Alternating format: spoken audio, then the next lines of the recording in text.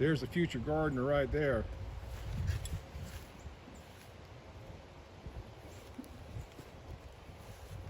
All right, so it's time to plant the corn patch. And what I've got here, I've got 3 different kinds of corn seeds that we've bought over the last couple of years, actually. So they're older. I've got some Sugar Baby, some Country Gentleman, and some Butter Gold. And we're going to plant those 3 kinds of corn all together. I also have in this can, this is some Heirloom okra seeds. This is a longhorn okra that a friend of mine gave me years ago, and I haven't planted it in several years. I don't know if these seeds are viable, but I'm going to put them in the ground with the corn anyway. And then, as you can see on the ends of the thing there, I've got 2 other rows. So I'm going to plant some Minnesota midget cantaloupe on each corner. I've also got a couple of kinds of onions that I'm going to plant in there. I've got some rutabagas from last year that I want to try. And then I've got this 3-color bush bean mix that we're going to put in. So the ends of the rows are going to be some different stuff. The corn and okra will be in the rows in the middle. And that's what we're going to do here on this beautiful Good Friday. So let's start planting. All right, so what we're going to do here, I'm putting the cantaloupe on the end, and I want to give the cantaloupe something to run. They're melons, so they have vines. And so I'm reusing this old bamboo that we've used last year. I'm creating just a tripod for the cantaloupe to work itself up. And it's real simple to do. You just basically take 3 pieces of bamboo, put it in the ground, and then we tie it together. That's not too hard, is it? I think anybody can do it. So what you want to do is get them, you know, good and tight. I've got the one stake is in the ground really well, so it's not going anywhere. And of course it's going to get away from me.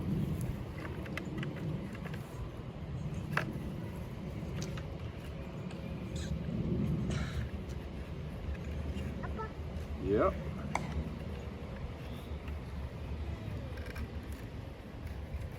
Luke's helping. He said last time he wanted to be a gardener someday. I think he's going to start early.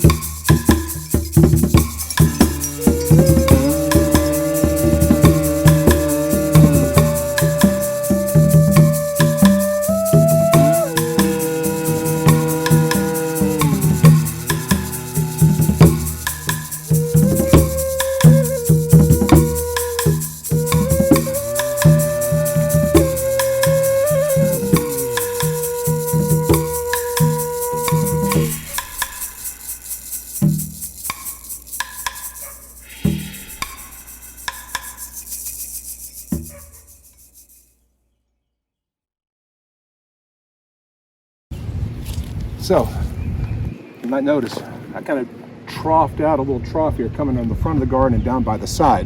What I'm trying to do is channel the rainwater. Whoa! Channel the rainwater away from the garden because I don't want it to wash off, and it's supposed to rain really hard tomorrow, so I wanted to make sure that as the water comes off the yard, it'll hit this trough and go around, and it won't wash my seeds away. We hope. Anyway, that's the corn patch. Now we get to watch it grow. That'll be fun too. And hey, thanks Anya for helping. Okay. No, it's just the gap. It grew out of. So this is a nice little brown snake. See if I can get him to poke his head out. There he is. But he's nice. He's up really nice into this bamboo. He's not going anywhere. Completely harmless, unless you're a bug or a slug or like a wasp grub, because that's what he's going to eat. He's an insect eater, and from the looks of him, he's about 1 foot long. Yep, he's going to come out.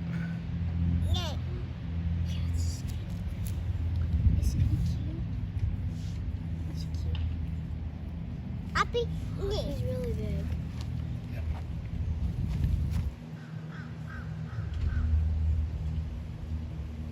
Hurry up, Mommy. He's coming out. He's really big. He's beautiful, and he's also really big. Come here.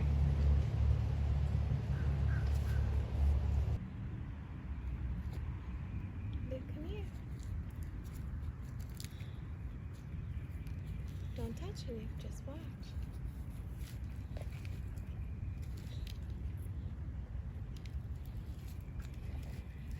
Don't touch it, just watch.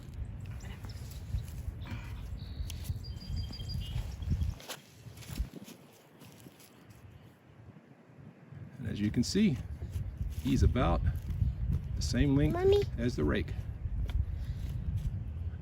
Very neat. Now we just gotta keep the cats away. You all right, Luke? He's kind of slithery. He's not a boa constrictor, right? No, he's not a boa constrictor. We'll have to get your Reptiles of Georgia book out.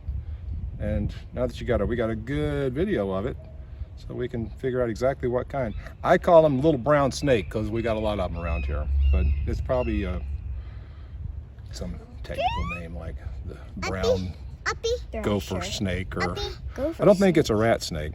It's a little small for that. These are very nice specimens. That is a mature, full-grown little brown snake. There you go. We're gonna let him go and see what he does.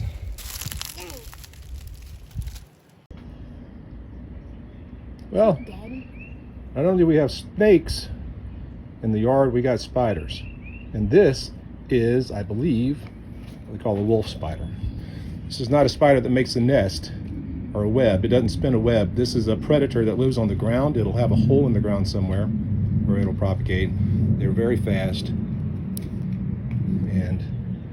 they're actually very good. Everybody wants to kill spiders just like they want to kill snakes, but this spider is going to consume its weight in aphids, mosquitoes, and other problem pests. And as long as you don't mess with it, it's not going to mess with you. It's a good thing. Maybe good. I just don't want spiders. They're creepy.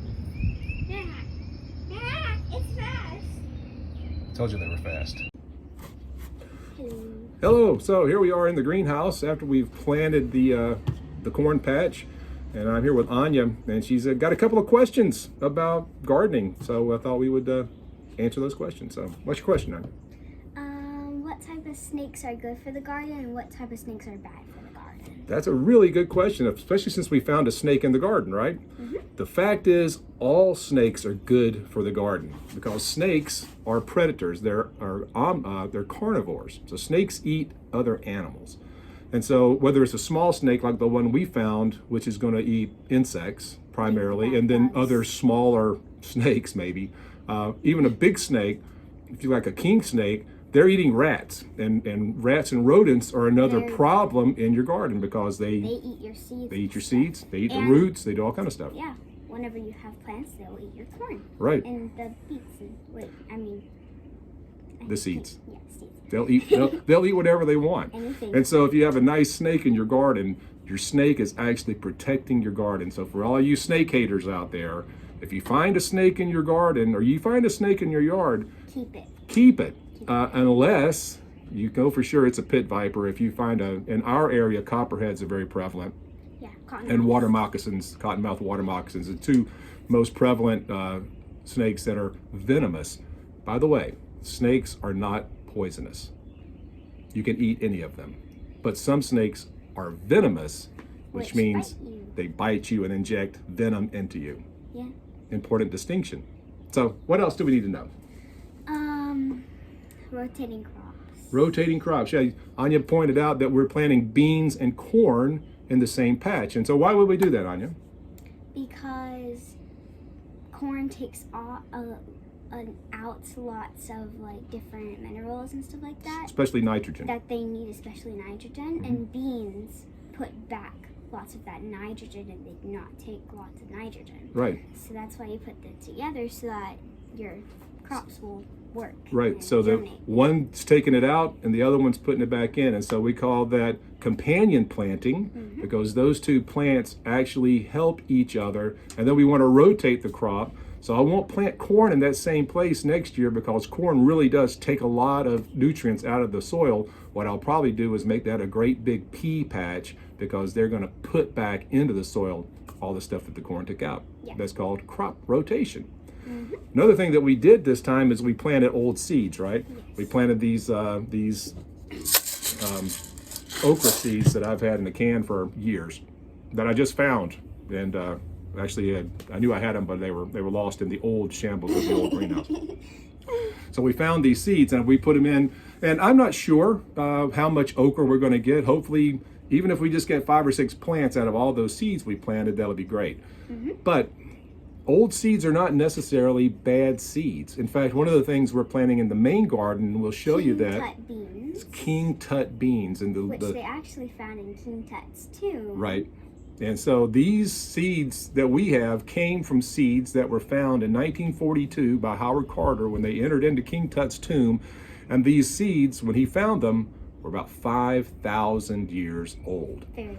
But they're in the desert in Egypt where it's very dry, and so they stayed preserved. And the legend says they took them back to England and they managed to get a few of them to germinate, and now they've propagated the species again. So isn't that cool? Just because seeds are old doesn't mean that they won't germinate. But it's best especially if you're going to save seeds, and I'll show you how to do that in the fall. If you're going to save seeds, it's best to do that and use them the next year so that they keep their viability.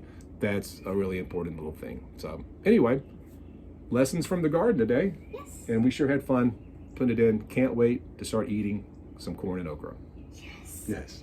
Especially pickled okra. Uh, My favorite. See you later. Bye.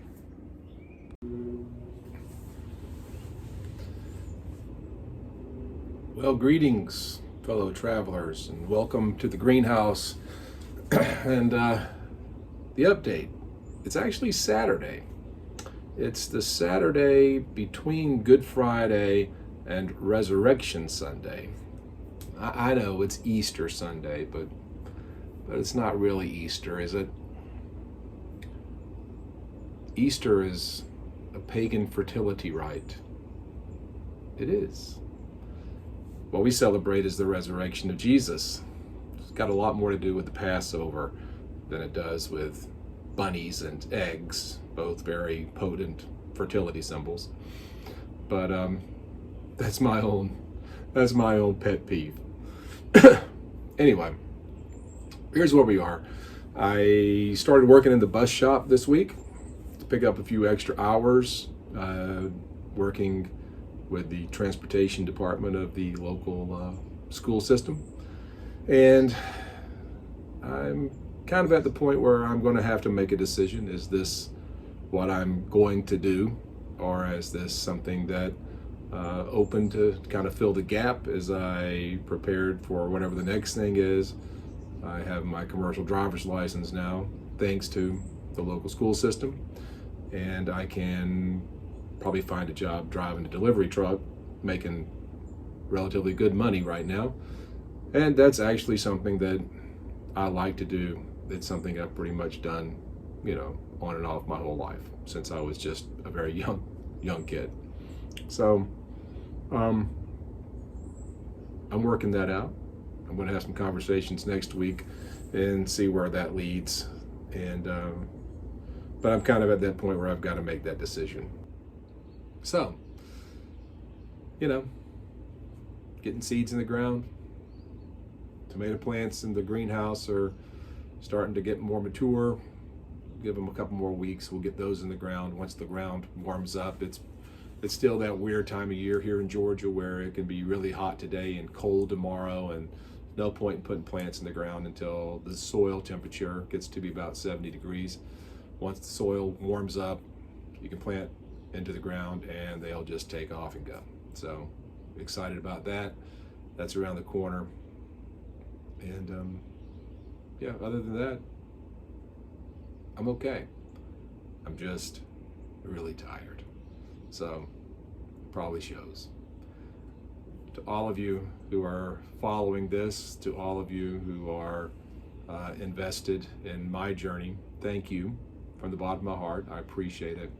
And for those of you who are walking with me in a very close way, thank you for the support and the love that you've shown to me and to my family.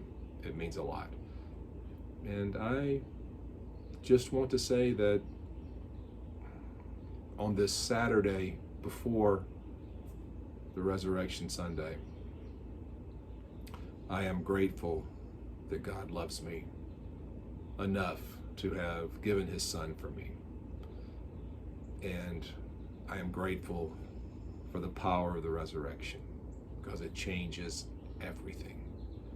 And it makes any difficulties and trials that we have here seem relatively small compared to the hope of glory that we have in Christ Jesus, who loved us and gave himself for us while we were yet rebellious children. It's good news. Good news indeed. Thanks for following, and we'll talk to you next time. Till then, God bless you. Well, greetings, fellow travelers, and welcome again to another exciting adventure with the Eclectic Monk. I sure hope you're enjoying these videos, and I hope that you'll take the moment to like them, to subscribe to the channel, to share these on social media and share it with your friends just by word of mouth.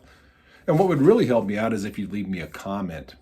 Also, if you'd like to know more about what I'm doing, enjoy my podcast, check on my online store, different things, check out theeclecticmonk.com. And there you'll find all kind of other content and connections to other things that I've been doing for, years. Anyway, I really do appreciate your support, and I hope that you'll continue to travel well with me. Till next time, God bless.